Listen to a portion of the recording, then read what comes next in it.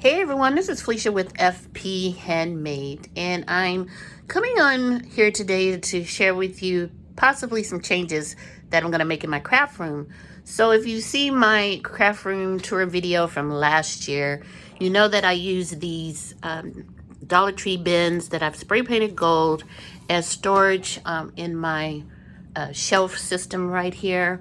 Well, they've gotten a little beat up. Some of the gold is coming off and showing through the wonderful green that's under it. So I thought I would spray paint them, just kind of renew them for, this year. Well, I've been kind of thinking about getting some new type of containers. So I went to Hobby Lobby today and I found this crystal clear craft tote. It's $4.99, and I think with the Hobby Lobby, the ones that have the yellow and red $4.99, they never go on sale unless they're marked down. So this is the clearly organized crystal clear tote. It's 8 width, 11 long, and 6 inches deep. So 8 inches width, 11 inches long, and 6 inches deep.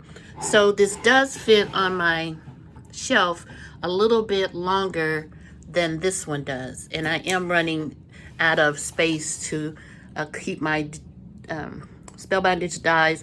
And then the other one I have over here are my other die sets. So I just kind of wanted to come on and share with you how this would look. Sorry, I'm not great at filming and doing something remotely action-like. So here is how this looks so far. That's about almost half of, a little bit more than half that I had in the matching container like this. So what do you think? It's just gonna take a little bit away from having the gold that was kind of very cute, I thought, and a lot of my things are gold accented here. But normally I would have my little sidekick sitting here, and I think the other one will fit. I'll just have to measure. I only bought one because I just wanted to try it out.